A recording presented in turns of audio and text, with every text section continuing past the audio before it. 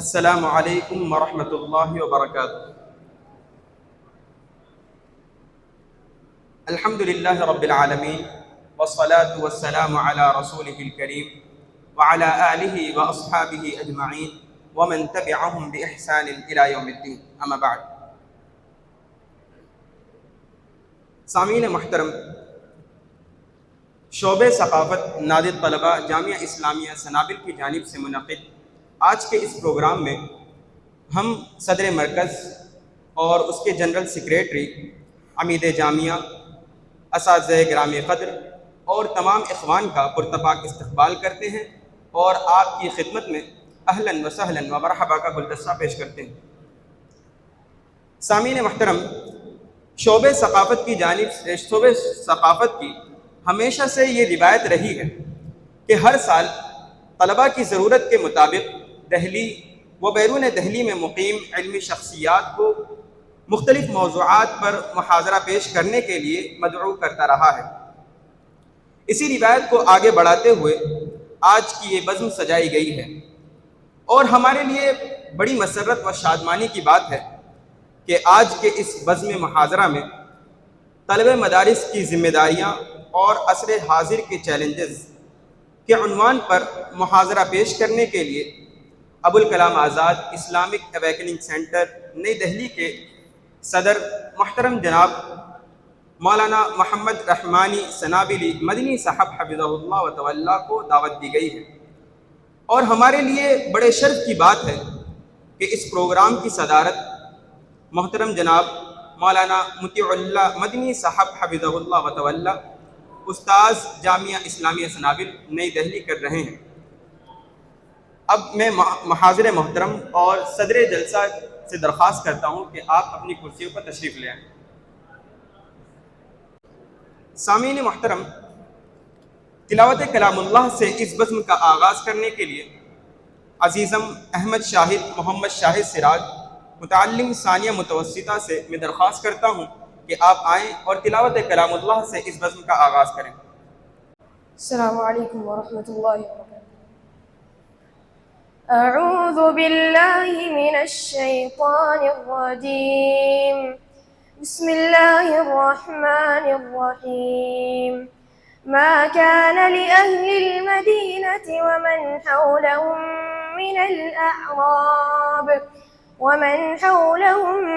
من الأعراب أن يتخلفوا عن رسول الله ولا يرغبوا بأنفسهم عن نفسه، ذلك بأنهم لا يصيبهم ظمأ ولا نصب ولا مخمصة في سبيل الله ولا يطؤون موطئا يغيظ الكفار ولا ينالون من عدو نيلا إلا كتب لهم به عمل صالح، إن الله لا يضيع أجر المحسنين، ولا ينفقون نفقة صغيرة ولا كبيرة ولا يقطعون واديا إلا كتب لهم ليجزيهم الله أحسن ما كانوا يعملون، وما كان المؤمنون لينفروا كافة فلولا نفر من كل فرقة منهم طائفة ليتفقهوا في الدين ولينذروا قومهم إذا رجعوا إليهم لعلهم يحذرون۔ السلام علیکم۔ وعلیکم السلام ورحمۃ اللہ وبرکاتہ۔ تلاوت کلام اللہ کے بعد بغیر کسی تفصیل کے میں صدر محترم کی اجازت سے محاضر محترم سے بڑے ہی ادب و احترام کے ساتھ گزارش کرتا ہوں کہ آپ مدارس کی ذمہ داریاں اور عصر حاضر کے چیلنجز کے عنوان پر اپنا مفید محاضرہ پیش فرمائیں۔ السلام علیکم ورحمۃ اللہ وبرکاتہ۔ بسم الله الرحمن الرحيم. الحمد لله رب العالمين، والصلاة والسلام على رسوله الكريم محمد وعلى آله وأصحابه أجمعين، أما بعد.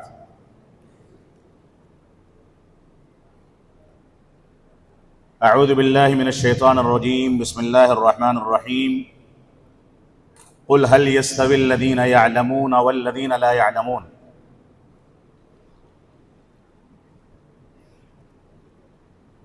محترم صدر مجلس، اساتذہ گرامی قدر اور عزیز طلبہ اور دیگر سامعین، جس موضوع پر آپ حضرات کے سامنے لب کشائی کرنے کا حکم صادر کیا گیا ہے، وہ در حقیقت ایک ایسا علمی موضوع ہے جس پر مجھ جیسا مصروف ترین انسان روشنی ڈالنے سے قاصر ہے۔ میں مسلسل کئی ہفتوں سے زیادہ مشغول تھا اور اسی وجہ سے پچھلے ہفتے اس پروگرام کو ٹالنا پڑا۔ طلبہ کی خواہش تھی، اس وجہ سے اس ہفتے معذرت نہیں کر سکا، لیکن حقیقت یہ ہے کہ موضوع کا حق ادا کر پانا موجودہ ایام میں میرے لیے تھوڑا سا مشکل تھا، اور صبح سے Abul Kalam Azad Islamic awakening centre کی مجلس عاملہ کی میٹنگ میں مصروفیت، اس سے پہلے تقریباً 2 ہفتے سے اس میٹنگ کے کچھ نکات کی تیاری اور مسلسل مصروفیت کے نتیجے میں حقیقت میں اس موضوع کا حق نہیں ادا کر سکوں گا، لیکن کوشش کروں گا کہ کچھ چیزیں آپ کے سامنے پیش کر دی جائیں۔ اللہ رب العالمین ہم کو قرآن و سنت اور منہج سلف کے مطابق ہم جو کچھ سمجھتے ہیں اور جو دلائل کی روشنی میں ہمارے سامنے پیش کیا جاتا ہے، اس پر رب کائنات ہم کو عمل پیرا ہونے کی توفیق عطا فرمائے۔ عمر بن خطاب رضی اللہ تعالیٰ عنہ کی وہ حدیث جو ام السنہ کہلاتی ہے، اس حدیث میں رسول اکرم صلی اللہ علیہ وسلم کی مجلس کے بارے میں جو الفاظ ذکر کیے گئے ہیں، میں سمجھتا ہوں کہ صرف وہی روایت اگر طلبہ عزیز کے سامنے پیش کر دی جائے تو اس موضوع کا حق ادا کرنے کے لیے کافی ہے۔ جس روایت میں عمر بن خطاب رضی اللہ تعالیٰ عنہ فرماتے ہیں کہ بینما نحن عند رسول اللہ صلی اللہ علیہ وسلم ذات یوم، کہ ہم رسول اکرم صلی اللہ علیہ وسلم کے پاس ایک دن بیٹھے ہوئے تھے، اذ طلع علینا رجل، اتنے میں اچانک ایک شخصیت آتی ہے، ایک شخص آتا ہے جو بہت زیادہ سفید کپڑے پہنے ہوئے تھا اور اس کے بال بہت زیادہ کالے تھے، اس کے اوپر آثار سفر نمایاں نہیں تھے، اور نہ ہی ہم میں سے کوئی اس کو پہچانتا تھا۔ یعنی کوئی پہچانتا ہوتا تو وہ اہل مدینہ میں سے ہوتا، لیکن حشاش و بشاش تھا، تر و تازہ تھا، صاف و شفاف کپڑے تھے اور کالے بال تھے، اور اہل مدینہ میں سے بھی نہیں تھا کہ وہیں سے اٹھ کر کے آ گیا ہو، اور نہ ہی آثار سفر تھے۔ تو صحابہ کرام نے دیکھ کر کے تعجب کا اظہار کیا، لیکن اس تعجب کے باوجود صحابہ کرام نے خاموشی اختیار کی، کیونکہ قائد اعظم اور ہم سب کے اور دین اسلام کے آخری نبی اور پیغمبر جناب محمد الرسول اللہ صلی اللہ علیہ وسلم مجلس میں موجود تھے۔ یہ تعلیم کے حصول کا پہلا ادب سکھایا گیا کہ طالب علم جب کسی مدرس کے پاس آئے تو پھوہڑ انداز میں نہ آئے، بلکہ وہ اہتمام کرے، کیونکہ وہ ایک پاکیزہ علم کے حصول کے لیے مدرس کے پاس آیا ہے۔ دوسرا ادب سکھایا گیا کہ وہ خاموشی کے ساتھ پورے ماجرے کو دیکھے، اس کو سمجھنے کی کوشش کرے، سکوت اختیار کر کے ذہن و دماغ کو بیدار رکھے، اور اس کا مدرس اور اس کا قائد جو کچھ کرتا ہے اس پر غور و تدبر کرے۔ اس روایت میں سارے کے سارے اسالیب اختیار کر لیے گئے۔ تو فرمایا کہ ان کے بال بہت زیادہ کالے اور کپڑے بہت زیادہ سفید تھے، اور ان کے اوپر آثار سفر بھی نظر نہیں آتے تھے۔ نہ ہم میں سے کوئی ان کو جانتا تھا، کوئی ان کو پہچانتا نہیں تھا، یہاں تک کہ اللہ کے نبی صلی اللہ علیہ وسلم کے گھٹنوں سے گھٹنا ملا کر کے وہ بیٹھ گئے، اور اس کے بعد اپنے دونوں ہتھیلیوں کو اپنے رانوں پر یا رسول اکرم صلی اللہ علیہ وسلم کی مبارک رانوں پر رکھ دیا، اور اس کے بعد فرمایا یا محمد، اے محمد صلی اللہ علیہ وسلم، اخبرنی عن الاسلام، ہم کو اسلام کے بارے میں بتائیے، ایمان کے بارے میں سوال کیا، احسان کے بارے میں سوال کیا، اور ایسے ہی قیامت کی علامتوں کے بارے میں سوال کیا۔ اس روایت میں اسلام کی مکمل تعبیر پیش کر دی گئی، اسلام اور اسلام کے ارکان، ایمان اور ایمان کے ارکان، علامات قیامت، اور اسی طریقے سے حصول علم کے آداب، اور ان ساری کی ساری چیزوں کو ذکر کر دیا۔ جبریل علیہ السلام کو رب کائنات نے اس دین کی تعبیر کو دنیا کے سامنے پیش کرنے کے لیے بھیجا تھا کہ جا کر کے نبی آخر الزماں کے سامنے ان چیزوں کو پیش کیا جائے۔ اس کے بعض لوگوں نے کچھ اسباب بھی ذکر کیے ہیں۔ کہنا یہ ہے بعض محدثین کا کہ صحابہ کرام نے کثرت سوال کے نتیجے میں رسول اکرم صلی اللہ علیہ وسلم کو کچھ ناراض کر دیا تھا، جس کے نتیجے میں آپ نے ناراضگی کا اظہار کیا، اور صحابہ کرام نے ادب و احترام کے دائرے کو ملحوظ رکھتے ہوئے سوال کرنا بند کر دیا۔ تو رب کائنات نے جبریل علیہ السلام کو بھیجا کہ وہ لوگ دوبارہ سے سوال و جواب کے ماحول میں آئیں اور دین کو سیکھنے کی کوشش کریں۔ اس روایت میں ایک بہت باریک نقطہ ہے، وہ باریک نقطہ یہ ہے کہ رسول اکرم صلی اللہ علیہ وسلم نے پوری داستان گزر جانے کے بعد آخر میں فرمایا کہ کیا جانتے ہو یہ کون تھے؟ صحابہ اکرام نے کہا اللہ و رسولہ اعلم۔ یہاں پر بھی حصول تعلیم کے اس ادب کو ملحوظ رکھا گیا ہے جو ادب ایک طالب علم کے اندر ہونا چاہیے۔ فرمایا کہ اللہ و رسولہ اعلم، اللہ اور اس کے رسول زیادہ بہتر جانتے ہیں۔ تو اللہ کے نبی صلی اللہ علیہ وسلم نے ان لوگوں کو خبر دی، ھذا جبریل، یہ جبریل تھے، جاءکم لیعلمکم دینکم، یہ آئے تھے تاکہ تم کو تمہارا دین سکھائیں۔ یہاں تصدیق کر دی گئی نبی آخر الزماں جناب محمد الرسول اللہ صلی اللہ علیہ وسلم کی جانب سے، تب صحابہ کرام نے ان کے بارے میں یقین حاصل کیا۔ یہ تزکیے کی جانب بھی ایک اشارہ ہو سکتا ہے کہ تعلیم و تعلم میں بغیر کسی اعتماد کے کسی کی بات سنی نہیں جا سکتی، کسی پر اعتماد اور بھروسہ نہیں کیا جا سکتا، بلکہ اس پر علماء کی، رسول اکرم صلی اللہ علیہ وسلم کے دلائل کی، قرآن و سنت کے دلائل کی، منہج سلف کے اصول و ضوابط کی جب تک مہر نہ لگ جائے، تصدیق نہ ہو جائے، جب تک علم ہم ہر جگہ سے حاصل نہیں کر سکتے ہیں۔ تو یہ حدیث جبریل ہے جس میں تعلیم و تعلم کی بہت ساری چیزیں ہم کو سکھا دی گئی، یہ ہمارے طلباء کے سامنے ہونا چاہیے۔ اور وہ روایت جو عبداللہ بن مسعود رضی اللہ عنہ کی روایت ہے، فرماتے ہیں من کان مستنن فلیستن بمن قد مات فإن الحی لا تؤمن علیہ الفتنہ، جس کو اسوہ پکڑنا ہے وہ ان لوگوں سے اسوہ پکڑے جو وفات پا چکے ہیں، کیونکہ زندہ افراد جو زندگی گزار رہے ہیں وہ فتنوں سے محفوظ ہو جائیں، یہ اس کے امکانات کم ہوتے ہیں۔ ہر انسان فتنے میں مبتلا ہو سکتا ہے، لیکن اس کی وفات کے ساتھ فتنوں کا دروازہ، اس کے منہج کی وضاحت کا دروازہ، اس کا کون سا مسلک تھا، کون سا طریقہ تھا، کون سے اسالیب کو اختیار کرتا تھا، حق پر تھا کہ حق کے راستے سے ہٹا ہوا تھا، اس کی وفات کے ساتھ ساری کی ساری چیزیں واضح ہو جاتی ہیں۔ تو فرمایا کیونکہ زندہ لوگ فتنوں سے محفوظ نہیں، لہذا جو لوگ وفات پا چکے ہیں ان سے تم اسوہ پکڑو۔ اولئک اصحاب محمد صلی اللہ علیہ وسلم، وہ رسول اکرم صلی اللہ علیہ وسلم کے اصحاب تھے، ساتھی تھے۔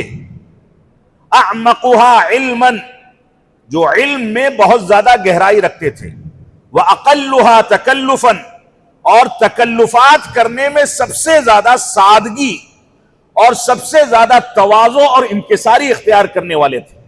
تواضع کا یہ عالم تھا کہ پیبند لگے کپڑے پہنتے تھے، کئی کئی روز تک گھروں میں چولہا نہیں جلتا تھا۔ تواضع کا یہ عالم تھا کہ خچر پر، جانوروں پر سواری کر لیا کرتے تھے، لیکن علم کے حصول میں کوئی کوتاہی کر جائیں اس بات کو کبھی بھی گوارا نہیں کرتے تھے۔ اور تواضع کا یہ عالم آپ کو دیکھنا ہے تو ابو ہریرہ رضی اللہ تعالیٰ عنہ کے صفہ کے چبوترے کے ان کیفیات اور واقعات کو دیکھیں کہ وہ اس پر پڑے رہتے تھے۔ دوسرے صحابہ کرام کھیتی باڑی میں، تجارت میں، کاروبار میں لگے رہتے تھے، لیکن ان کو رسول اکرم صلی اللہ علیہ وسلم کی زبان مبارک سے نکلنے والے الفاظ کے بارے میں اتنی زیادہ حرص تھی کہ وہیں پڑے رہتے تھے۔ نہ کھانے کو کچھ ہے، نہ پینے کو کچھ ہے، نہ پہننے کے کپڑے ہیں، نہ بدلنے کے کپڑے ہیں، نہ عیش و آرام کا سامان ہے، نہ سکون حاصل کرنے کے وسائل ہیں، وہاں پڑے ہیں۔ رات کے وقت میں بیدار ہو کر کے صحابہ اکرام کے سامنے بھوک اور پیاس کی یا بھوکوں اور پیاسوں کو کھلانے اور پلانے کے فضائل کا تذکرہ کرتے ہیں۔ یہ طلب علم کے لیے یہ انکساری، یہ تواضع، یہ قربانی، یہ ایثار اور یہ ساری کی ساری کیفیت جب تک ایک طالب علم یا طالب علم شرعی حاصل نہیں کرتا، اختیار نہیں کرتا ہے، جب تک وہ حقیقی معنی میں طالب علم نہیں بن سکتا ہے۔ تو عیش و آرام کے ساتھ یہ دین یا دین کا علم آگے نہیں بڑھتا، بلکہ اس کے اندر تواضع چاہیے، انکساری چاہیے، اس کے اندر زہد و ورع چاہیے، اس کے اندر تکلیفوں کو برداشت کرنے اور اس پر صبر و تحمل سے کام لینے کا جذبہ چاہیے۔ یہ ساری کی ساری چیزیں اس کے اندر موجود ہوتی ہیں۔ میں اصل موضوع کی جانب آؤں گا تو فرمایا من کان مستنن فلیستن بمن قد مات اولئک اصحاب محمد صلی اللہ علیہ وسلم ابرها قلوبا واعمقها علما واقلها تکلفا۔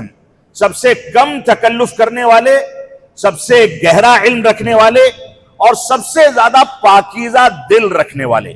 ہمارے طلبہ کو اپنے دل کا جائزہ لینا چاہیے، اساتذہ کے بارے میں، ذمہ داران کے بارے میں، ادارے کے بارے میں، مساجد کے بارے میں، جو کتابیں آپ پڑھتے ہیں اس کے بارے میں، جو اساتذہ آپ کو پڑھاتے ہیں ان کے بارے میں، جن کتابوں کا پیغام آپ کو پڑھایا جاتا ہے ان پیغامات کے بارے میں، حدیث اور رسول اکرم صلی اللہ علیہ وسلم کے اقوال و افعال، آپ کی تقاریر کے بارے میں، کتب تفسیر کے بارے میں، علوم شریعت کے بارے میں آپ کے دل میں کتنی صفائی ہے، کتنا اخلاص ہے، کتنی پاکیزگی ہے۔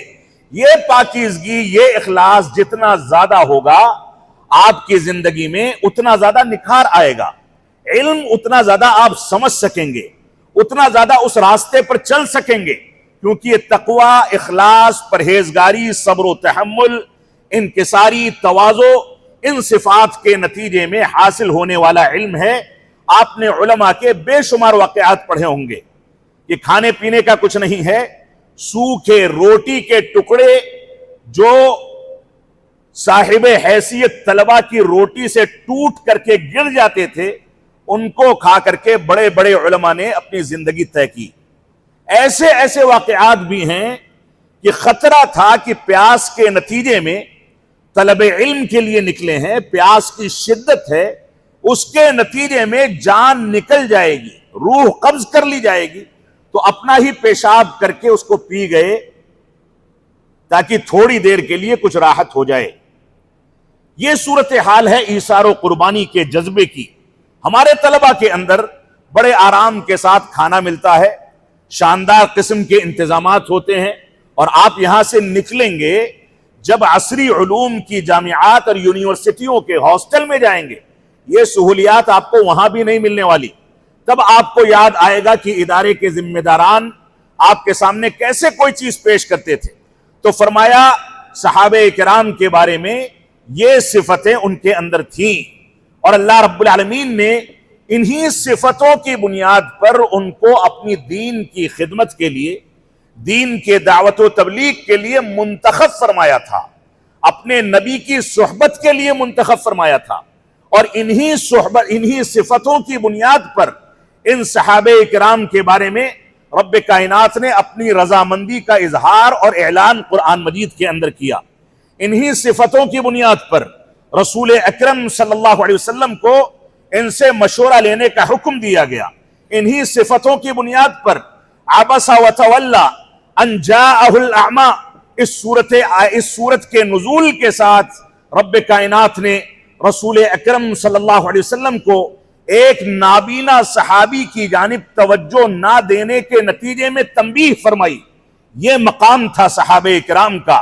اس مقام پر گفتگو کی جائے گی تو بات دور نکل جائے گی، لیکن صحابہ کرام اور صحابہ کرام کے فہم پر قرآن و سنت کے مفاہیم کو اگر ہم نظر انداز کر دیتے ہیں اور ظاہری باتوں کو لے کر کے صرف آیتوں کا نمبر یا حدیثوں کا نمبر یاد کر کے اپنے آپ کو علامہ اور مفتی سمجھتے ہیں تو معاف فرمائیں گے، یہ علم کا طریقہ نہیں ہے، بلکہ علم اور علماء کا طریقہ علم حدیث کو، علم قرآن کو صحابہ کرام کے فہم پر ازبر کرنا ہے.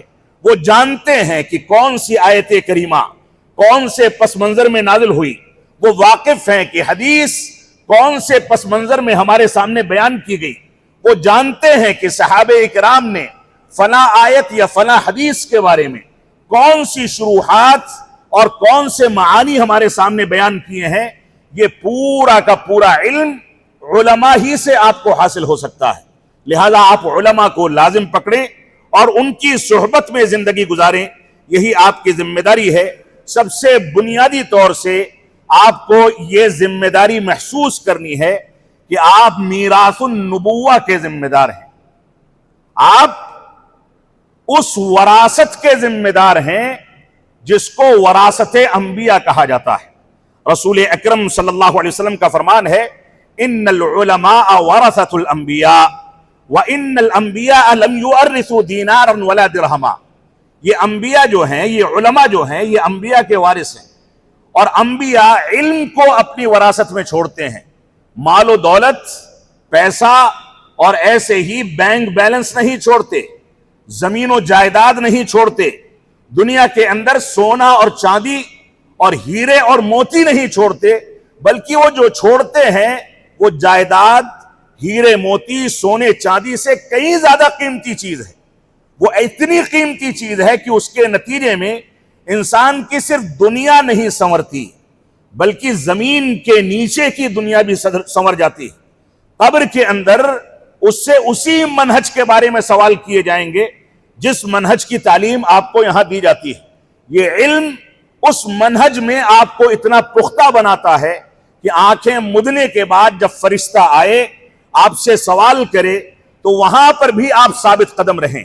اور یہ علم ایسی وراثت ہے، اتنا قیمتی سرمایہ ہے کہ یہ صرف دنیا کو نہیں سنوارتا، صرف قبر کی زندگی کو نہیں سنوارتا، بلکہ آخرت کی زندگی جو ہمیشگی کی زندگی ہے، دنیا کے طریقے سے فانی زندگی نہیں ہے، اس کے اندر بھی اسی علم کی بنیاد پر نکھار پیدا ہوتا ہے.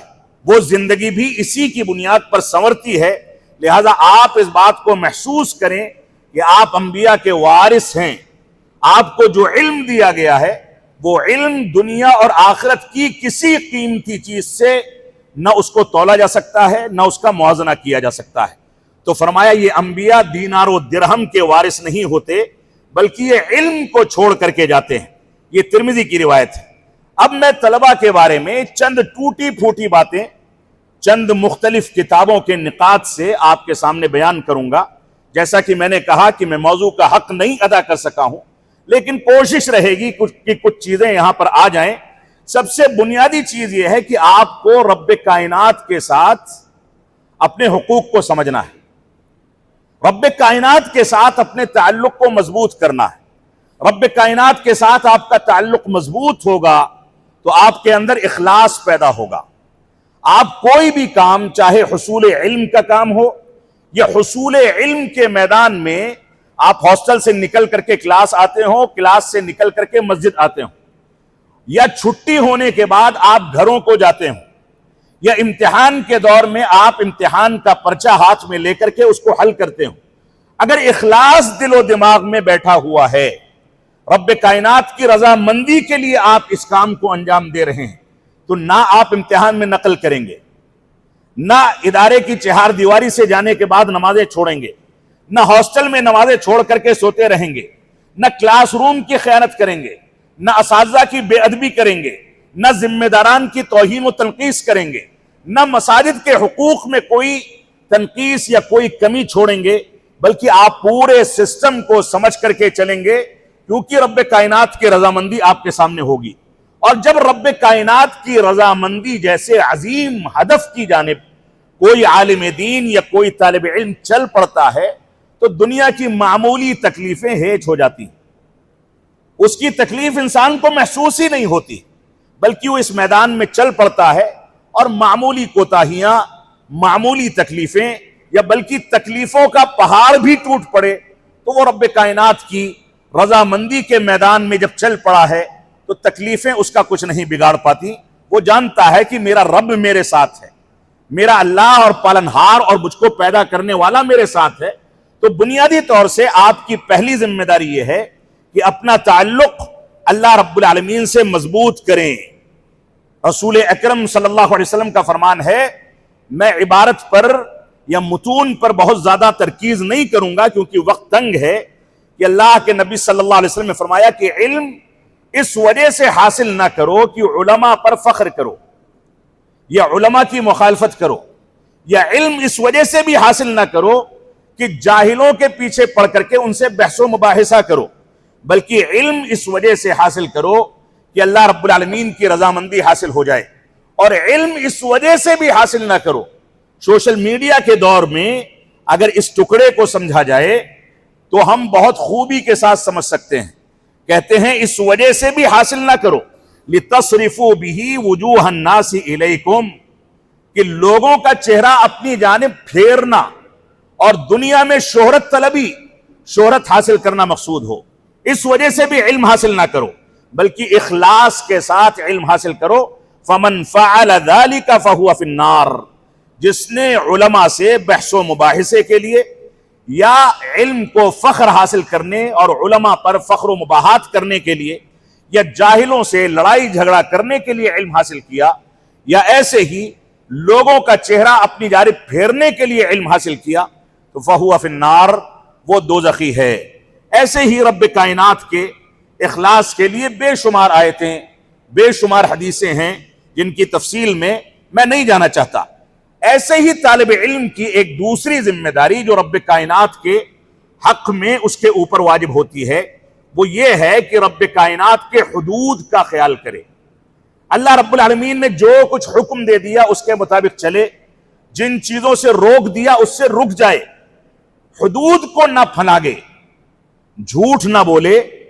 اللہ رب العالمین نے جو کچھ حکم دے دیا اس کے مطابق چلے، بے حیائی کے قریب نہ جائے، غلط بیانی کے قریب نہ جائے، یہ نہ سوچے کہ میرا جرم پکڑا جائے گا تو عمید محترم سے جھوٹ بول کر کے دامن جھاڑ لوں گا۔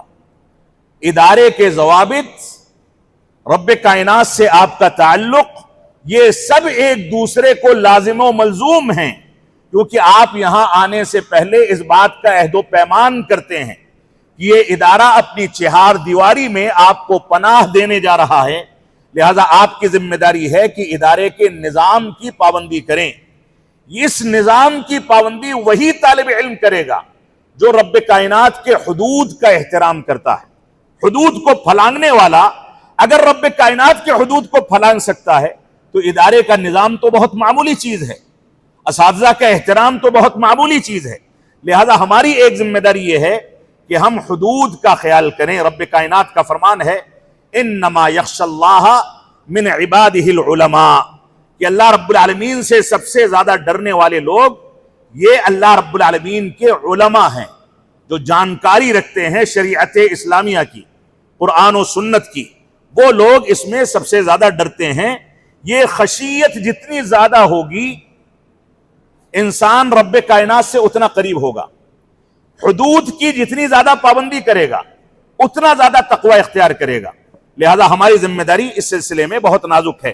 مالک بن دینار رحمت اللہ علیہ فرماتے ہیں کہ جو علم تم کو دیا گیا ہے، من لم یؤت من العلم ما یقمعہ، جو علم تم کو دیا گیا ہے وہ علم اگر تمہارے اوپر اثر انداز نہ ہو جائے، حاوی نہ ہو جائے، وہ علم عملی زندگی میں تم نافذ نہ کر لو، فما اوتی منہ لا ینفعہ، تو جو کچھ اس کو دیا گیا ہے وہ چیز اس کے لیے نفع بخش نہیں ہو سکتی، فائدہ نہیں پہنچا سکتی۔ ہماری تیسری ذمہ داری رب کائنات کے حقوق کے بارے میں یہ ہے کہ ہم اللہ رب العالمین کے حدود جہاں بھی پامال کیے جائیں اور اس کی حرمت جہاں بھی پامال کی جائے، اس کے دین کی جہاں بھی مخالفت کی جائے، ہماری غیرت بیدار ہو جائے، ہم اس کو برداشت نہ کریں بلکہ اس کے اوپر تن کر کے کھڑے ہو جائیں کہ ہم کو سب کچھ برداشت ہے لیکن رب کائنات کی مخالفت یا دین اسلام کی مخالفت برداشت نہیں ہے۔ اور یہ موجودہ دور کا ایک ایسا المیہ ہے کہ ہمارے دعات نے، ہمارے علماء نے، ہمارے سینٹرز نے اور دعوت و تبلیغ کرنے والوں نے ٹی آر پی اور سوشل میڈیا کے ذریعے پیسہ کمانے کی لالچ میں نہیں عن المنکر کے فریضے کو کنارے رکھ دیا۔ وہ صلح کلی اور مصلحت پسندی کی پالیسی کے مطابق زندگی گزارتے ہیں، کوئی کچھ بھی کہے کہتا رہے، ہمیں اپنی بات رکھنی ہے، کیا فرق پڑتا ہے کوئی کچھ کہتا ہے۔ اگر آپ توحید بیان کریں اور شرک کی قباحت کی صراحت نہ کریں تو توحید کو بیان کرنے کا کیا فائدہ ہے؟ اگر آپ امر بالمعروف کے فریضے کو انجام دیں اور نہی عن المنکر کو نظر انداز کر دیں تو امر بالمعروف کا کوئی خاطر خواہ فائدہ نکل کر کے سامنے آنے والا نہیں ہے۔ آپ کو دونوں کی دونوں چیزیں لے کر کے چلنی ہیں۔ رسول اکرم صلی اللہ علیہ وسلم کا فرمان ہے الدین النصیحہ، یہ دین خیر خواہی کا نام ہے، اللہ رب العالمین کے لیے، اس کی کتاب کے لیے، اس کے رسول کے لیے، مسلمانوں کے ائمہ کے لیے اور عام مسلمانوں کے لیے۔ صحیح مسلم کی حدیث، مشہور حدیث ہے۔ ایسے ہی رب کائنات کے حقوق کے بارے میں ہماری ایک ذمہ داری یہ ہے کہ شریعت کے احکام اور شریعت اسلامیہ کو قبول کرنے میں ہم اپنی رائے کو دلائل پر مقدم نہ کریں، یعنی جو شریعت اسلامیہ میں حکم ملتا ہے وہ عقل میں آئے نہ آئے اس کو تسلیم کر لیا جائے، اپنی عقل کا دخل وہاں نہ دیا جائے۔ اور یہی فرق ہے منہج سلف اور منہج اہل کلام میں۔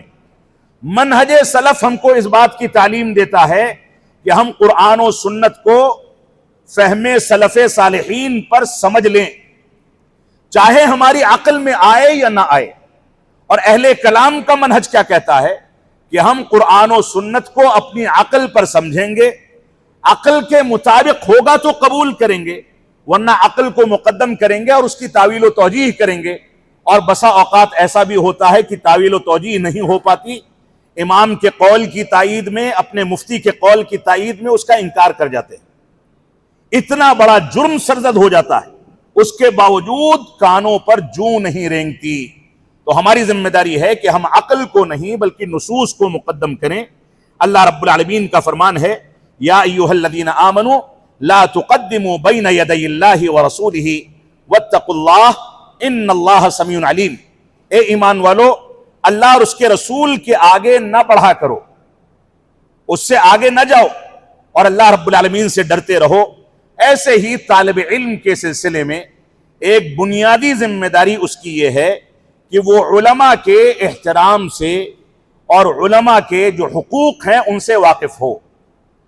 علماء یہ در حقیقت ہم کو جانوروں سے انسان بنانے کا کام کرتے ہیں۔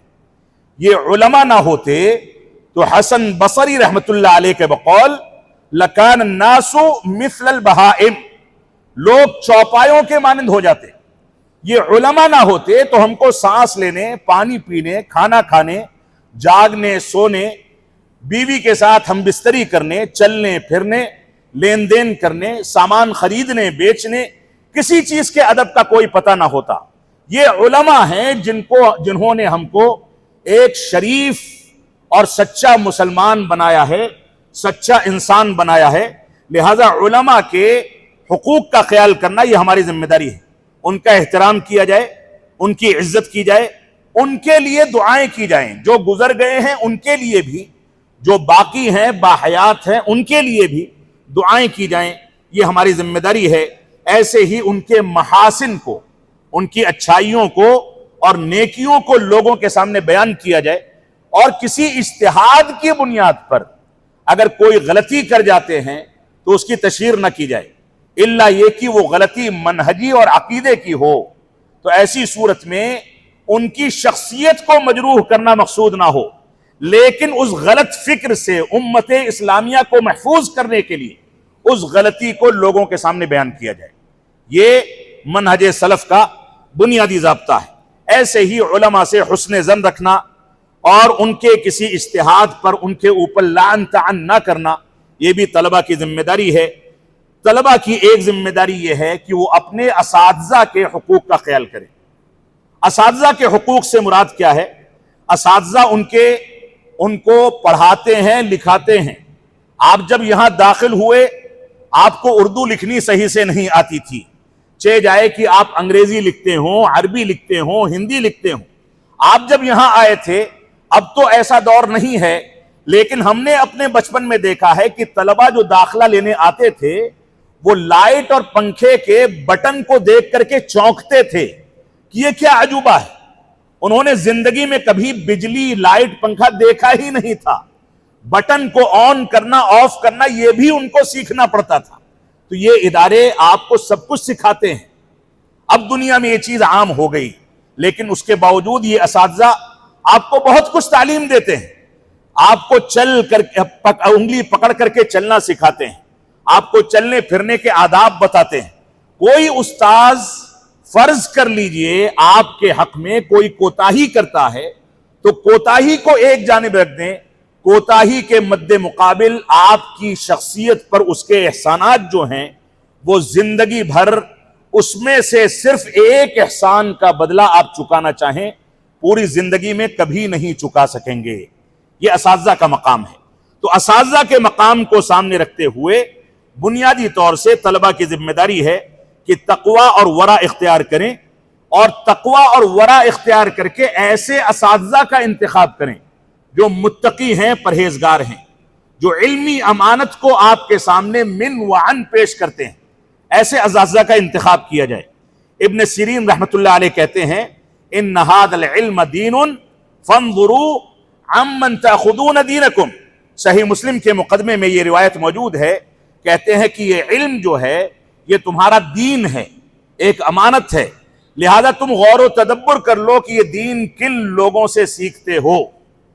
جن لوگوں سے سیکھتے ہو ان کی ساری زندگی انہوں نے کس سے علم حاصل کیا ہے، کون سی بنیادوں پر حاصل کیا ہے، کون سے اصول و ضوابط پر حاصل کیا ہے، یہ ساری کی ساری چیزیں دیکھنے کے بعد اساتذہ کا انتخاب کیا جائے گا۔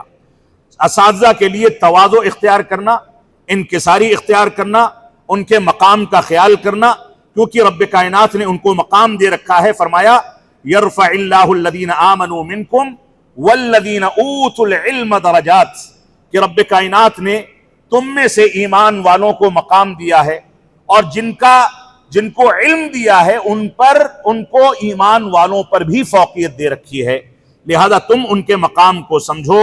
اللہ کے نبی صلی اللہ علیہ وسلم فرماتے ہیں لیس منا من لم یجل کبیرنا ویرحم صغیرنا ویعرف لعالمنا حقہ۔ صحیح الجامع کی روایت ہے، کہتے ہیں کہ وہ شخص ہم میں سے نہیں ہے جو اپنے بڑوں کا حق ادا نہ کرے، اور اپنے چھوٹوں پر شفقت اور رحم سے کام نہ لے، اور اپنے علماء کے حقوق نہ ادا کرے، وہ شخص ہم میں سے نہیں ہے۔ ایسے ہی ان علماء یا ان اساتذہ کے بارے میں آپ کی ذمہ داری یہ ہے کہ ان کی رہنمائی حاصل کر کے آپ علم کو حاصل کریں، اور انہیں لازم پکڑیں، ان کی مجلسوں میں شرکت کر کے، ان کو پریشان کر کے، ان سے چمٹ کر کے، ان سے سوال و جواب کر کے علم کو حاصل کرتے رہیں، اور ان کے ساتھ اپنا علمی تعلق گہرا اور قریبی بنائیں۔ یہ آپ کی بنیادی ذمہ داری ہے۔ ایسے ہی ایک ذمہ داری آپ کی یہ ہے کہ کبھی کبھار اساتذہ سے کوئی تلخ بات ہو جائے، یا کوئی ایسی بات ہو جائے جو آپ کو ناگوار گزرے، تو ایسی صورت میں اس پر صبر کریں۔ استاذ ہوتا ہے۔ یہ تلخیاں آپ کے گھروں میں بھی ہوتی ہیں، آپ کے بڑے بھائی، بڑی بہنیں، آپ کے ماں باپ، آپ کے چچا، آپ کے دادا دادی، یہ بھی کبھی کبھار جھڑک دیتے ہیں، لیکن وہاں پر انسان صبر و تحمل سے کام لیتا ہے. وہ جانتا ہے کہ یہاں بغاوت ہمیں اپنی رہائش سے محروم کر سکتی ہے, لہذا وہ صبر و تحمل سے کام لیتا ہے. تو اساتذہ تو آپ کے روحانی ماں اور روحانی باپ ہیں, جو آپ کے دل اور آپ کے ایمان, آپ کے اسلام کی اصلاح کا کام کرتے ہیں, آپ کی آخرت کو سنوارنے کا کام کرتے ہیں. لہذا ان کی جانب سے کوئی تلخی ہو تو صبر و تحمل سے کام لیں. اگر آپ کے سامنے کوئی مسئلہ, کوئی اشکال پیش آ جائے, کسی چیز کے بارے میں شبہات ہوں, کوئی بات سمجھ میں نہیں آئی ہے, تو نرمی اور ادب و احترام کے ساتھ اساتذہ کے سامنے سوال رکھیں اور ادب کا مکمل خیال رکھیں. یہ آپ کی ذمہ داری ہے. ابن عباس رضی اللہ تعالیٰ عنہما کی ایک روایت ہے, ادب الدنیا والدین اس کتاب کے اندر موجود ہے, جن سے پوچھا گیا بما نلت ھذا العلم, اس علم کو آپ کیسے حاصل کرتے ہیں؟ قال بلسان سؤول وقلب عقول, فرمایا کہ زبان ایسی جو سوال کرنے والی ہو اور عقل ایسی جو سمجھدار ہو, ایسا دل جو سمجھدار ہو. تو سمجھدار دل اور سوال کرنے والی زبان کے ذریعے سے علم حاصل کرتے ہیں. یہ صحابہ کرام کا وتیرہ تھا.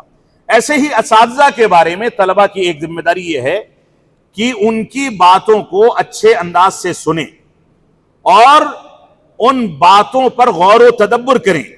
جو باتیں گزر چکی ہیں ان کا اعادہ ہو رہا ہے تو بھی ان باتوں کو سنا جائے, کیونکہ اعادے کے نتیجے میں علم کے اندر پختگی آتی ہے. یہ ملل یا اسی طریقے سے اکتاہٹ کا سامان نہیں ہے, بلکہ اس کے نتیجے میں آپ کو نئی نئی باتیں سیکھنے کا موقع ملتا ہے.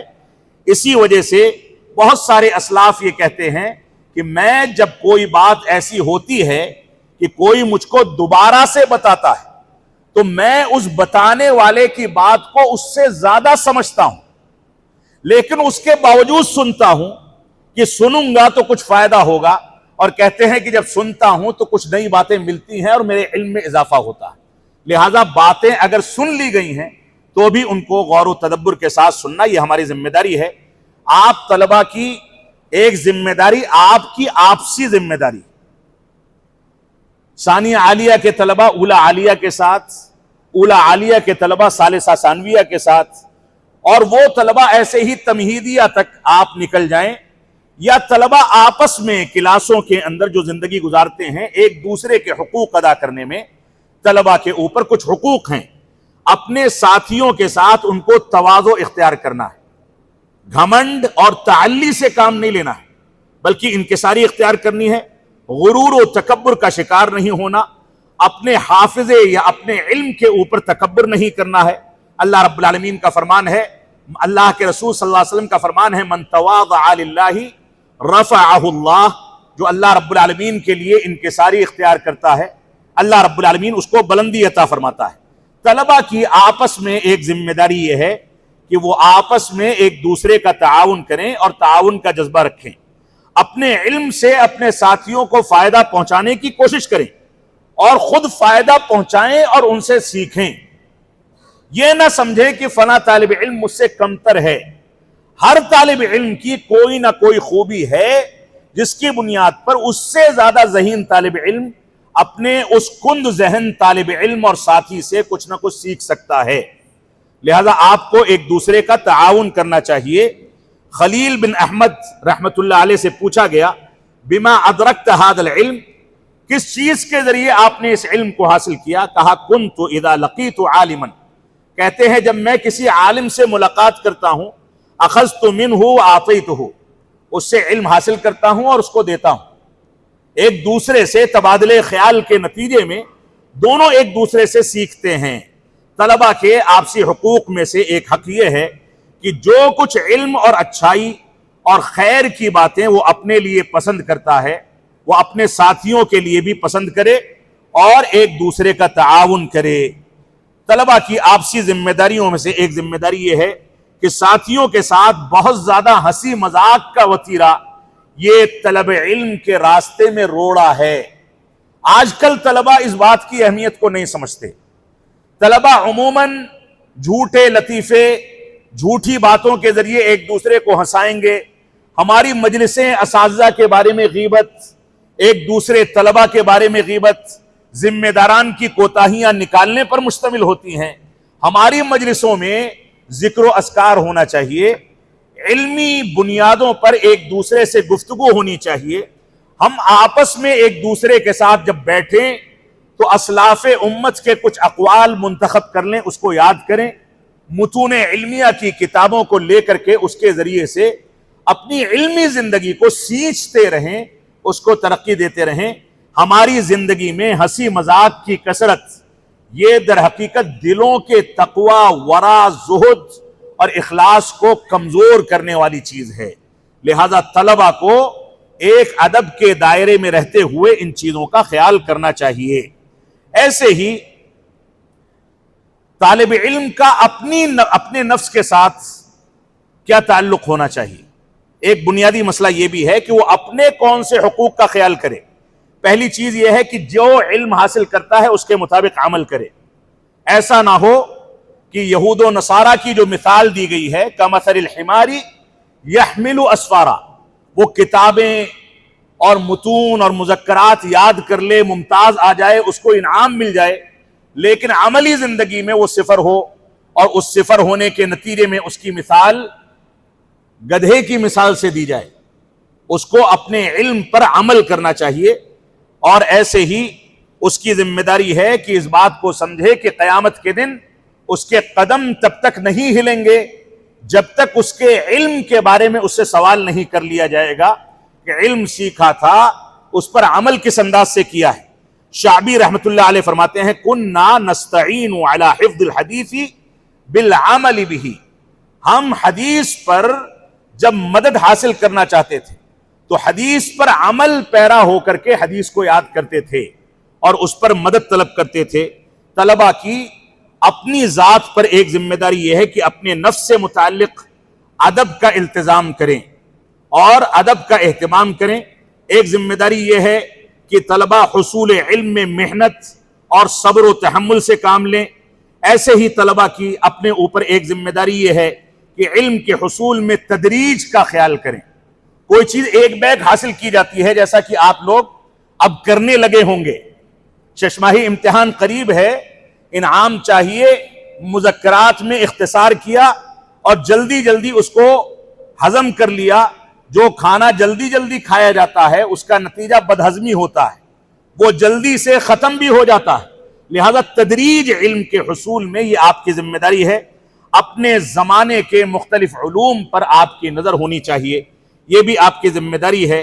اس سلسلے میں مزید تفصیلات ہیں لیکن پرچی آ چکی ہے، اس وجہ سے میں مزید تفصیل میں نہیں جاؤں گا، لیکن اختصار کے ساتھ دو کتابوں کا خلاصہ آپ کے سامنے ذکر کرنا چاہتا ہوں، جو دونوں کتابیں عالم اسلام کے معروف عالم دین علامہ بکر عبداللہ ابو زید رحمت اللہ علیہ کی ہے۔ اور ان کے بارے میں ایک واقعہ بتا دوں، بڑا دلچسپ واقعہ ہے، وہ واقعہ بتا کر کے آگے بڑھوں گا۔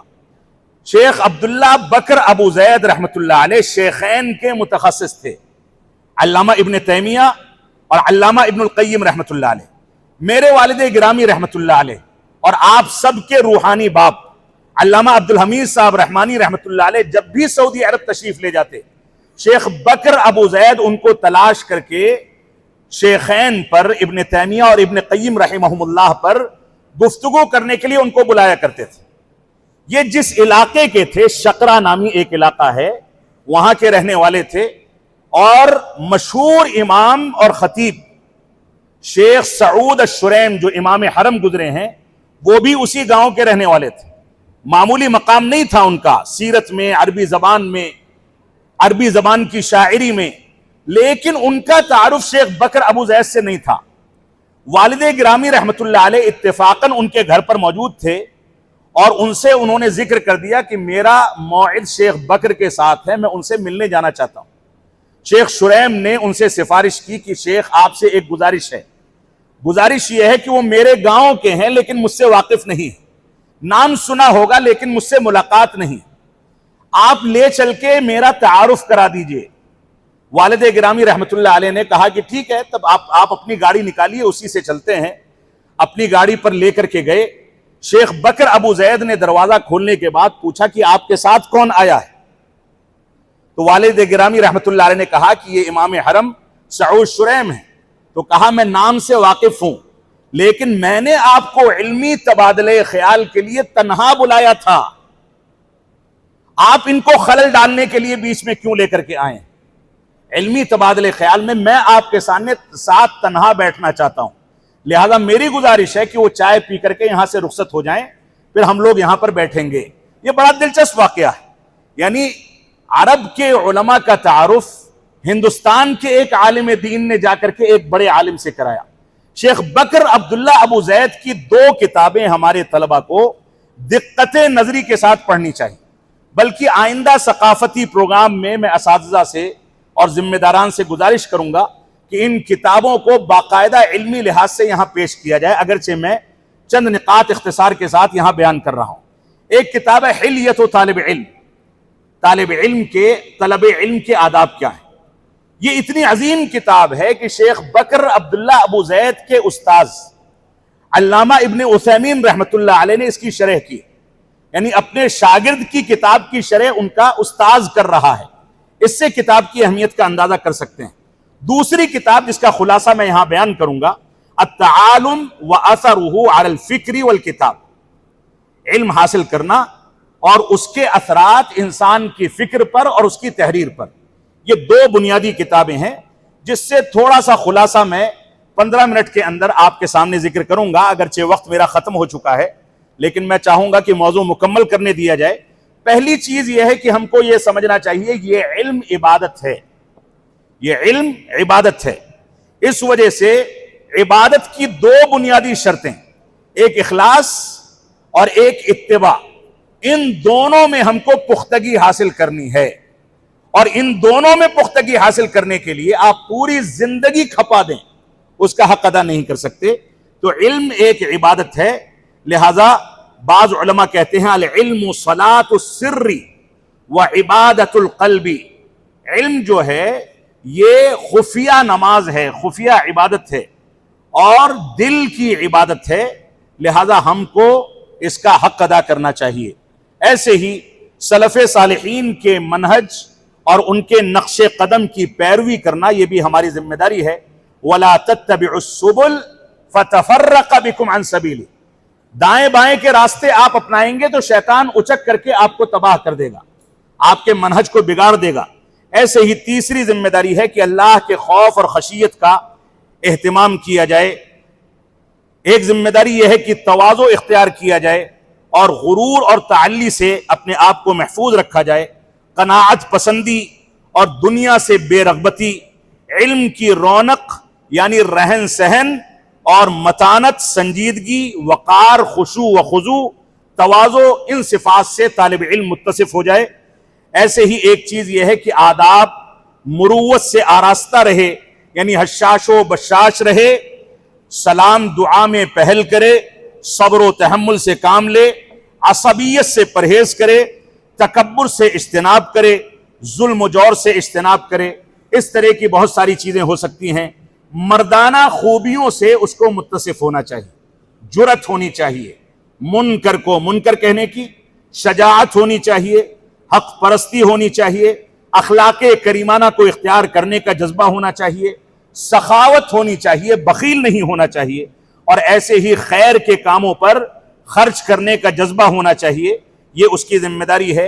عیش و عشرت سے وہ اجتناب کرے، کیونکہ کہا گیا ہے ایک روایت میں البذاذۃ من الایمان، خستہ حالی کو اختیار کرنا یہ ایمان کا ایک حصہ ہے۔ طلبہ اگر عیش و عشرت کی زندگی گزاریں گے تو ان کے علم کے راستے میں روڑا اٹکے گا۔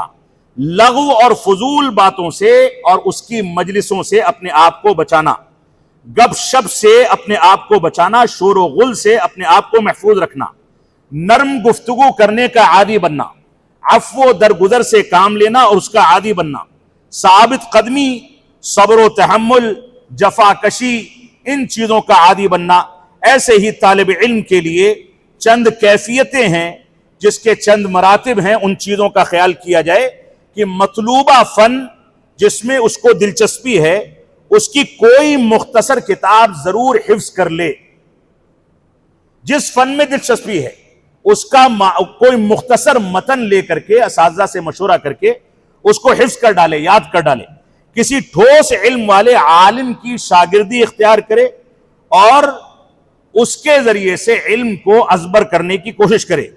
کسی بھی فن کی بنیاد اور اس کی اصل کو ازبر کرنے سے پہلے بڑی کتابوں اور علیحدہ تصنیفات میں مشغول نہ ہو جائے، بلکہ اس کی ذمہ داری ہے کہ متون علمیہ کی جانب رجوع کرے، اساتذہ سے مراجعہ کرے اور اس کے ذریعے کتابوں کا انتخاب کرے۔ ایسے ہی اس کی ایک ذمہ داری یہ ہے کسی اہم سبب کے بغیر ایک مختصر سے دوسرے مختصر مجموعے کی جانب منتقل نہ ہو۔ کوئی شرعی مجبوری ہے، کوئی عذر ہے تو الگ مسئلہ ہے، ورنہ کتابیں بدل دینا، فنون کو بدلتے رہنا یا اسی طریقے سے ایک فن سے دوسرے فن پر منتقل ہو جانا، یہ علم کا فساد ہے، اس سے ہم کو بچنا چاہیے۔ ہماری ذمہ داری ہے کہ علمی فوائد اور علمی اصول و ضوابط کو فوری طور پر ڈائری میں نوٹ کر لیں، نوٹ کرنے کے عادی بنیں۔ طلب علم میں اور اس میں ترقی کے لیے جرأت کرنا اور ہمت جٹانا اور حصول علم کی ترقی کے لیے خوب آگے آگے رہنا، یہ بھی آپ کی ذمہ داری ہے۔ علماء اور مشائخ کا انتخاب اور ان سے علم حاصل کرنا، ایسے ہی استاذ کا ادب و احترام، دوران درس استاذ کی باتوں کو اور مذاکرے کو لکھنے کا اہتمام کرنا، کسی بدعتی سے یا غلط منہج کے شخص سے علم حاصل کرنے سے پرہیز اور اجتناب کرنا۔ امام بغوی رحمۃ اللہ علیہ فرماتے ہیں وَقَدْ مَضَتِ الصَّحَابَةُ وَالتَّابِعُونَ وَأَتْبَاعُهُمْ وَعُلَمَاءُ السُّنَنِ عَلَى هَذَا مُجْمِعِينَ مُتَّفِقِينَ عَلَى مُعَادَاةِ أَهْلِ الْبِدْعِ وَمُهَاجَرَتِهِمْ۔ شرح السنہ کی عبارت ہے، کہتے ہیں کہ صحابہ کرام کا، تابعین کا، تبع تابعین کا، علماء سنت کا اس بات پر اتفاق ہے، اجماع ہے کہ اہل بدعت کی سے براءت کا اعلان کیا جائے گا، ان سے مہاجرت کی جائے گی اور ان سے عداوت اختیار کی جائے گی۔ ابن عمر رضی اللہ تعالیٰ عنہما اپنے شاگردوں کو وصیت کرتے تھے کہ جب جا رہے ہو تو اہل کلام اور اہل بدعت ملیں تو ان کو بول دینا کہ ابن عمر ان سے بری ہے اور وہ ابن عمر سے بری رہیں۔ یہ اہل بدعت سے براءت کا اعلان تھا۔ برے ساتھیوں سے بچنا، بری صحبت سے بچنا، یہ بھی طلبہ کی ذمہ داری ہے۔ حصول علم کے لیے سفر کے جو امکانات ہوں ان کو اختیار کرنا، چھٹیوں میں کسی بڑے عالم کے پاس اب چلے جائیں، اس سے علم حاصل کریں، مسائل پوچھیں، اپنے علم میں اضافہ کریں۔ ایسے ہی تحریری شکل میں علم کی حفاظت کرنا، علمی امانت کا خیال کرنا، سرقے علمیہ سے بچنا۔ عموماً دیکھا جاتا ہے کہ مقالات میں طلبہ ادھر ادھر کی عبارتیں نوٹ کر کے اپنی جانب منسوب کر دیتے ہیں، یہ علمی چوری ہے۔ امانت علمی کی ذمہ داری آپ کے کندھوں پر عائد ہوتی ہے۔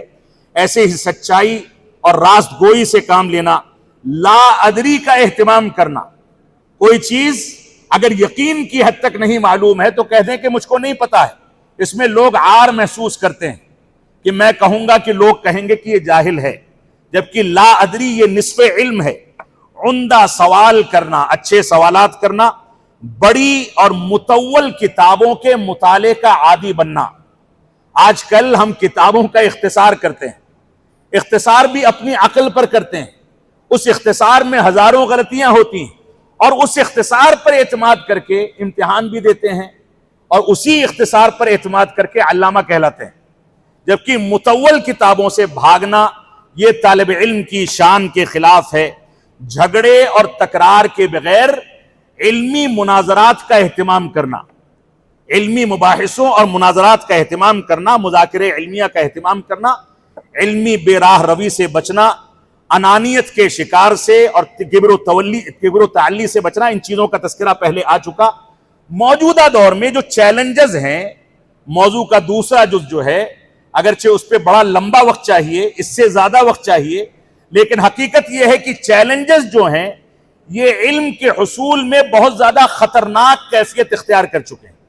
اخوانیت کا فتنہ، اہل کلام کے مختلف مکاتب فکر کا فتنہ، اپنی عقلوں کی بنیاد پر دین کے فیصلے کرنے کا فتنہ، اپنے امام کی بات کو قرآن و سنت اور منہج سلف کی بات پر ترجیح دینے کا فتنہ، اور یہ فتنے اتنے زیادہ بڑھ گئے ہیں کہ غیر علماء جن کی TRP بہت زیادہ ہے، ان کو دیکھنے کے لیے علماء بھی پریشان رہتے ہیں، جبکہ یہ ہمارے لیے عالمیہ ہے کہ ہم غیر علماء کو سن کر کے واہ واہ کریں اور ہماری انگلیاں ہمارے دانتوں میں دب جائیں کہ ان کو تو اتنے لوگوں نے سن لیا، 1 لاکھ 2 لاکھ 5 لاکھ 10 لاکھ 1 کروڑ ویوز ہیں۔ ویوز کی بنیاد پر حق و باطل کا فیصلہ نہیں ہوتا ہے۔ آپ شیخ ابن باز کی تسجیلات اور ان کی کیسٹیں دیکھیں، 10 سال پہلے اپلوڈ کی گئی ہے، ابھی دیکھیں گے دیکھنے والے 1000 آدمی، 1500 آدمی، 2000 آدمی۔ حق پر ہونے کی یہ پہچان نہیں ہے کہ اس کو زیادہ دیکھا جائے، حق پر ہونے کی علامت یہ ہے کہ وہ حق پر ہو، قرآن و سنت اور منہج سلف کے مطابق کوئی بات پیش کرے۔ لہذا فکری آوارگی یا اسی طریقے سے فکری بے راہ روی یا موجودہ دور کے جو چیلنجز ہیں، اس میں بنیادی جو اسباب ہیں ان کا تذکرہ میں کر دوں۔ علماء حق کا دعوت و تبلیغ کے میدان سے اور اس کے فریضے سے کوتاہی کرنا، یہ اس کا ایک بنیادی سبب ہے۔ وہ اگر میدان عمل میں آ کر کے دعوت و تبلیغ کا حق ادا کریں گے تو یہ فتنے کبھی نہیں ابھرنے پائیں گے۔ صحیح اور اچھی باتوں کے سلسلے میں ایک دوسرے کے تعاون میں کمی ہوتی ہے تو فکری بے راہ روی عام طور سے چرم پر آتی ہے۔ تیسری بات یہ ہے کہ بیماریوں کی تشخیص میں، یعنی فتنوں کی تشخیص میں اور ان کی جانب ان کے ردود پر توجہ دینے میں اگر تساہل برتا جائے گا تو فتنے ہمیشہ بڑھیں گے۔ ایمانی قوت کے فقدان کے نتیجے میں شہرت طلبی کا شکار ہو جانا، اس شہرت طلبی کے شکار آج کے دور میں علماء کرام بھی ہیں، جس سے ہم کو بچنا چاہیے۔ طالب علم کو کتب سلف اور اپنے درمیان ایک گہرا رابطہ بنا کر کے رکھنا چاہیے۔ یہ گہرا رابطہ جتنا کمزور پڑے گا فتنے اتنے زیادہ اٹھیں گے۔ اس کا ایک بنیادی سبب اختصار کے ساتھ مذکرات کو تیار کر کے ان پر اعتماد کرنا ہے، جو آج کے دور میں مدارس اسلامیہ کا ایک بہت بڑا المیہ ہے۔ کہتے ہیں، ایک شاعر کہتا ہے، تمنیتا ان تمسیا فقیہا مناظرا بغیر عناء والجنون فنون وليس اکتساب المال دون مشقت تلقیتها فالعلم کیف یکون۔ شاعر کیا کہتا ہے؟ کہتا ہے تمہاری چاہت ہے کہ بلا محنت و مشقت کے مناظر و فقیہ بن جاؤ۔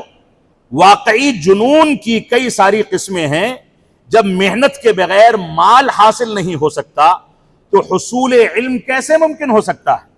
یہ شاعر نے بڑی خوبصورت بات کہی ہے۔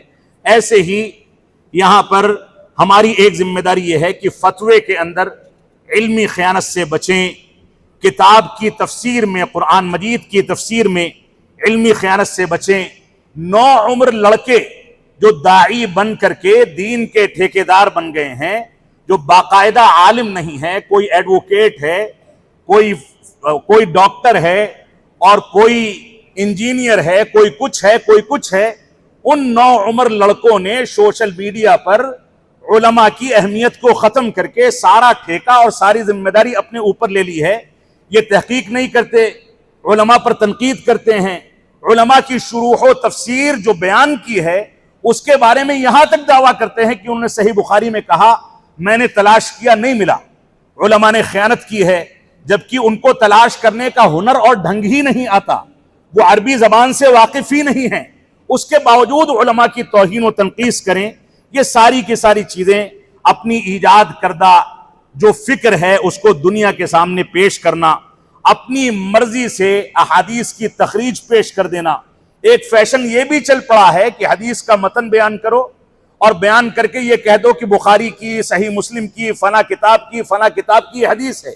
آپ تلاش کریں گے اس کتاب میں نہیں ملے گی، کیونکہ انہوں نے مطالعہ کیے بغیر نسبت کر دی اور سوشل میڈیا پر ویوز چاہیے، پیسہ چاہیے، اس وجہ سے نسبتیں جھوٹے انداز سے کر جاتے ہیں۔ اپنی کم علمی کی بنیاد پر علماء کی تحقیق کو یہ نظر انداز کرتے ہیں۔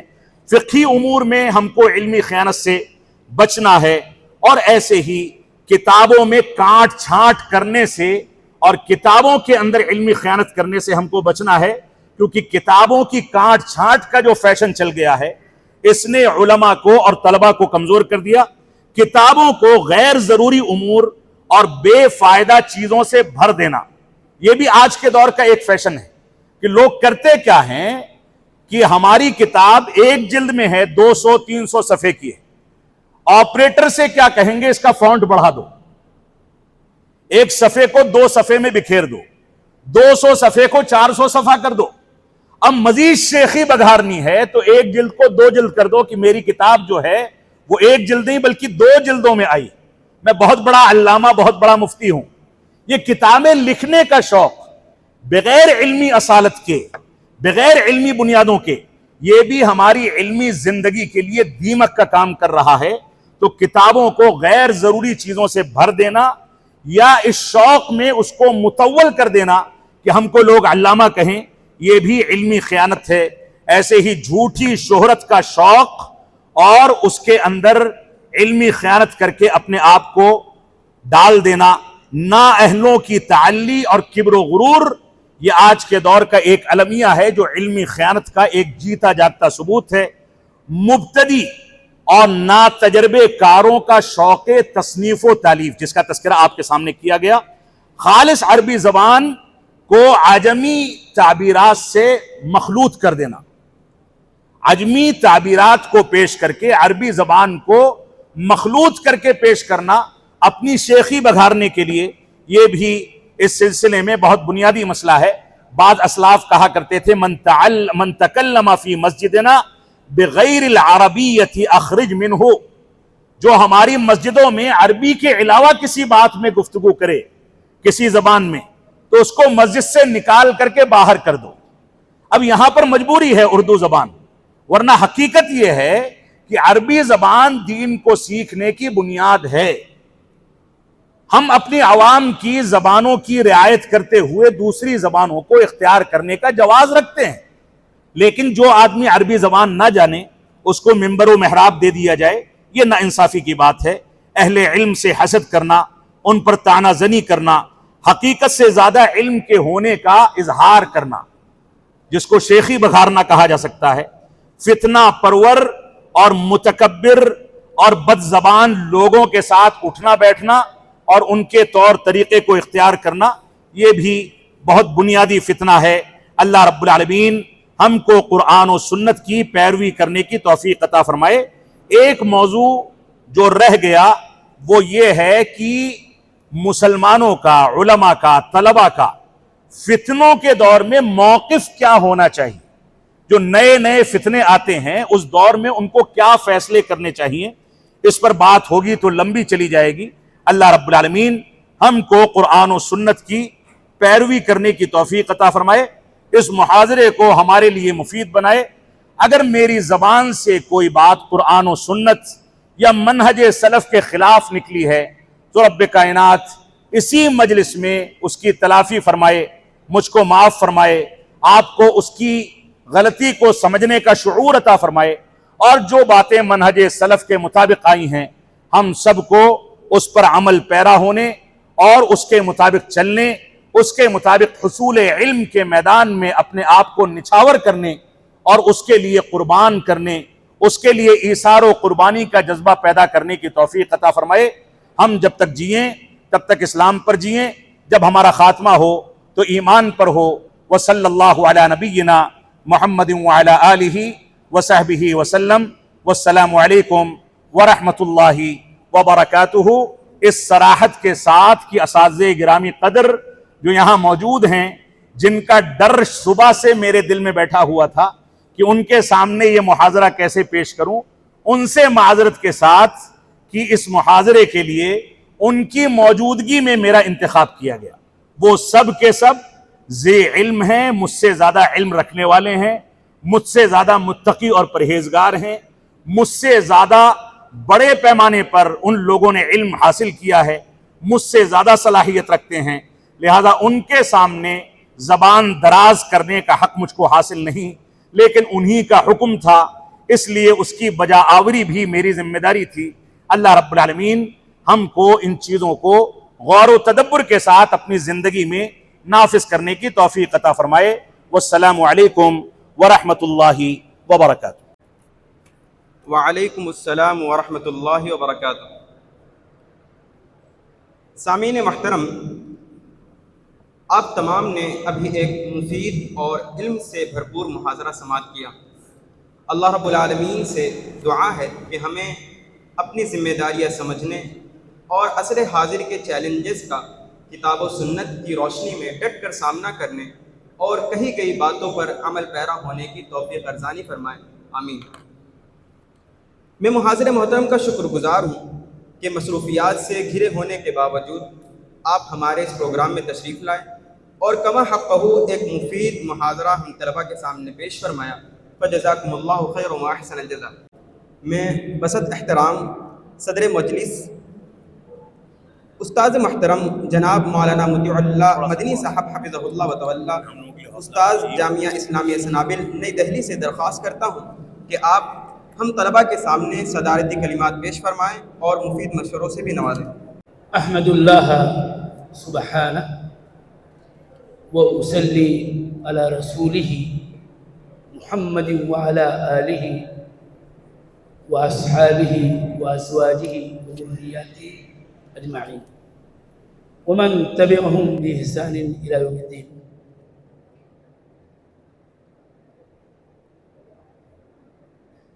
صدر مرکز ابوالکلام آزاد للتوعیہ الاسلامیہ نئی دہلی حفظہ اللہ و تولی، اور مرکز کے سیکریٹری حفظہ اللہ و تولی شیخ عبداللہ سعید سنابلی، یہاں پر موجود ہیں ہمارے مرکز کے اہم ترین ذمہ دار جوائنٹ سیکریٹری جناب عزت مآب اسماعیل رحمانی صاحب حفظہ اللہ و تولی، اور اسی طرح سے مکرم و محترم جناب شاہد نسیم صاحب جو مجلس شورا کے رکن ہیں مرکز کے، یہ بھی یہاں تشریف رکھتے ہیں، اور یہاں موجود تمام اساتذہ جامعہ اور عزیز طلباء، میں اپنی مسرت کا اظہار کر رہا ہوں اس مجلس میں شرکت پر جو اللہ تعالیٰ نے عطا کیا۔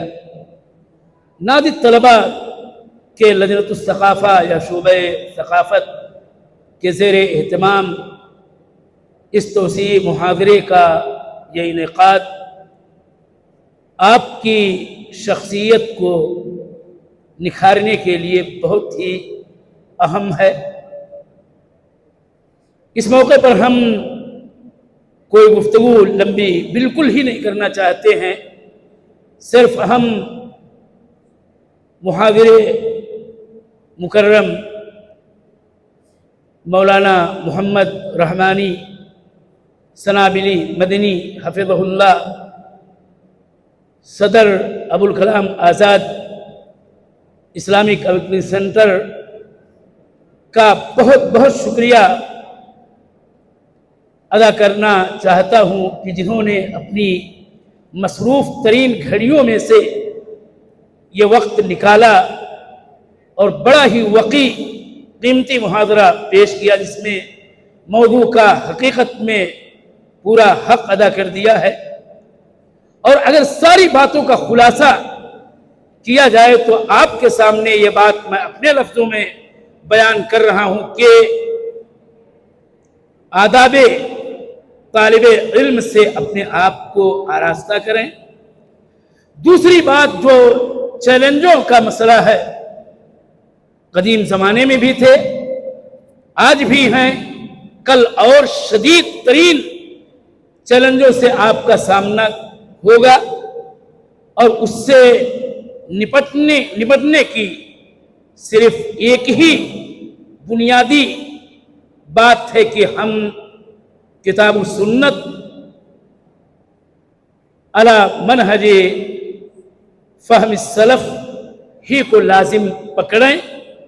تو سارے سوالات مثال کے طور پر جو آئے اس کا علاج صرف اسی میں، اور یقین جانیے کہ مسئلہ اصول ثلاثہ کا ہے، جن کے معیار پر خود لوگوں کے اقوال و اعمال کو اور ان کی ساری تگ و دو کو، جو دین کے نام پر ہوں، دعوت کے نام پر ہوں، علم کے نام پر ہوں، جب تک ان میزان پہ نہ پرکھا جائے بات بنتی نہیں ہے۔ اور معاملہ آسان ہے کہ کتاب و سنت اور اجماع سلف امت یہی تینوں میزان ہیں کہ جس پر ہم خود اپنے آپ کو بھی تولیں، اپنے علم و دعوت سے متعلقہ بات کو بھی سمجھنے کی کوشش کریں، اور کوئی بھی ہو، کہیں کا بھی ہو، کس نوعیت کا ہو، اس کو پرکھنے کے لیے اسی میزان پر رکھیں۔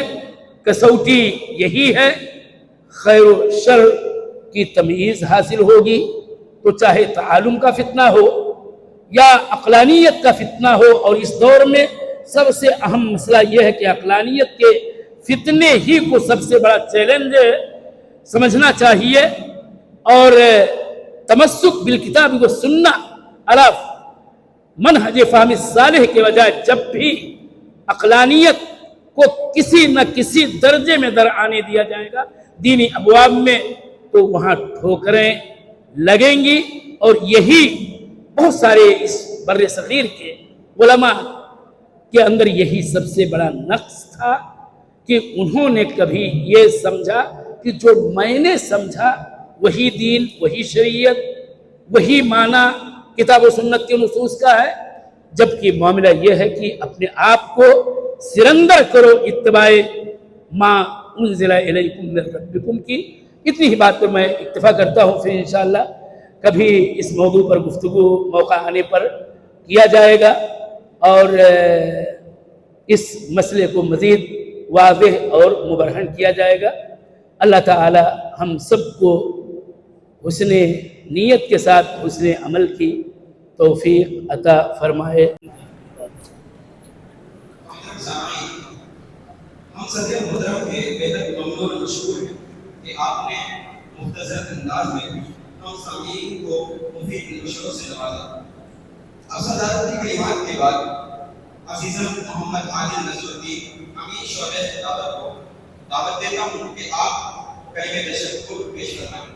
السلام علیکم ورحمۃ اللہ وبرکاتہ۔ الحمدللہ رب العالمین والصلاة والسلام علی رسولہ الامین، اما بعد، لئن شکرتم لازیدنکم ولئن کفرتم ان عذابی لشدید۔ ہم سب سے پہلے اللہ رب العالمین کا شکریہ ادا کرتے ہیں جس کی نصرت و توفیق سے ہماری یہ مجلس بحسن خوبی اختتام پذیر ہوئی، اور من لم یشکر الناس لم یشکر اللہ کے تحت ہم سب سے پہلے محاضر محترم فضیلت الشیخ صدر مرکز جناب مولانا محمد رحمانی سنابلی مدنی صاحب حفظہ اللہ و تولا کا بےحد ممنون مشکور ہیں، جنہوں نے اپنی گوناگون مصروفیات کے باوجود ہماری عاجزانہ اور والیانہ دعوت کو شرف قبول سے نوازا۔ ہم ممنون مشکور ہیں صدر مجلس فضیلت الشیخ مولانا مطیع اللہ مدنی صاحب حفظہ اللہ کے، جنہوں نے اپنی تشریف آوری سے مجلس کو رونق بخشی، اور بڑی ہی ناسپاسی ہوگی اگر ہم اپنے اساتذہ کرام کا شکریہ ادا نہ کریں، جنہوں نے اپنی قیمتی اوقات کی قربانی دے کر ہم طلبہ کی حوصلہ افزائی کی۔ ہم اپنے سامعین کے بھی شکر گزار ہیں جنہوں نے بڑی ہی متانت و سنجیدگی کا مظاہرہ کیا۔ میں ایک بار پھر سے اللہ رب العالمین کے شکریہ کے بعد محاضر محترم صدر مرکز اور مرکز کے جنرل سیکریٹری، جوائنٹ سیکریٹری، وکیل جامعہ، عمید جامعہ، مساعد عمید جامعہ، مسلم نادر طلبہ اور ذمہ داران جامعہ اور اساتذہ کرام، مہمان گرامی قدر اور سامعین کے شکریہ کے ساتھ اس بزم کے اختتام کا اعلان کریں۔